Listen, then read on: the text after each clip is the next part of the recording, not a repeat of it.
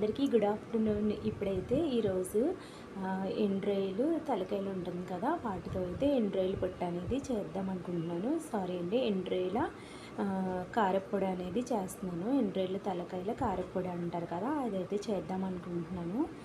ఇది వినడానికి కొంచెం ఏదోలా అనిపిస్తుంది, కానీ టేస్ట్ వైజ్గా అయితే చాలా బాగుంటుందండి. దానికోసం అయితే ధనియాలు, మన కారం తగ్గట్టు ఎండుమిరపకాయలు, ఇంకా జీలకర్ర తీసుకుని వీటిని ఆయిల్ లేకుండా డ్రై రోస్ట్ అనేది చేసుకోవాలన్నమాట. డ్రై రోస్ట్ చేసుకుని ఆ తర్వాత మనం వీటిని మిక్సీలో వేసుకోవాలి.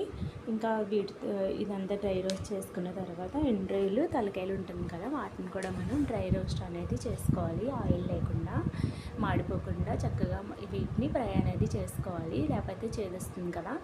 ఇది కూడా బాగా మాడిపోక్కర్లేదండి, కొంచెం ప్యాన్ వేడైనంత వరకు మనం వీటిని ఫ్రై అనేది చేసుకోవాలి. టేస్ట్ అయితే చాలా బాగుంటుంది. ఈ కారపొడిని అయితే మనం అన్నంలోకి తీసుకోవచ్చు, ఇంకా ఇడ్లీలో కూడా తీసుకోవచ్చు. ఇంకా చల్లారిన తర్వాత మనం మిక్సీకి అనేది వేసుకోవాలి. నా దగ్గర మిక్సీ అయితే లేదు కనుక ఇలాగ రోట్లో అయితే దంచుతున్నాను. రోట్లో వేసుకున్నా కూడా చాలా మెత్తగా బాగా అయిపోయింది.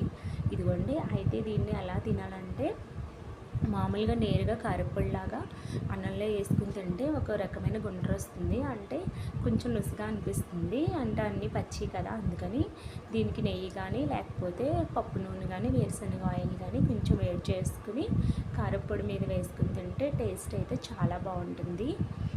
ఇది ఎండ్రాయిల తలకాయల కారప్పొడి అంటారు. చాలామందికి తెలిసే ఉంటుంది. మా అమ్మమ్మ గారు అయితే అప్పట్లో చేసేవారు. అంటే ఎండ్రాయిల్ కర్రీ అయిపోయిన తర్వాత వాటిని బాగా చేసిన తర్వాత తలకాయలు పక్కన పెట్టి వాటి తలకాయలతో ఇలా కారప్పొడి చేసేవారు. ఇంకా వీటిలో కరివేపాకు కూడా వేసుకుంటారు. నా దగ్గర అయితే కరివేపాకు లేదు, అందుకని చెప్పేసి నేనైతే మొత్తం ఇవి వేసి చేస్తాను. జీలకర్ర, ధనియాలు, ఎండుమిరపకాయలు, సాల్ట్ కూడా వేసుకోవాలి. సాల్ట్ కూడా వేసుకుని మొత్తం మెత్తగా చేసుకుంటే చాలా బాగుంటుంది. పైగా ఇదంతా మెత్తగా అయిపోవాలి, లేకపోతే మనకి కడుపు నొప్పి వస్తుంది. ఇదిగోండి, ఇలాగ ఒక డబ్బాలో తీసుకుంటే మనకి నిల్వ అనేది ఉంటుంది. బయట పెట్టుకున్న ఒక 1 వీక్ ఉంటుంది. అంతేనండి, బాగుందా? Okay, bye.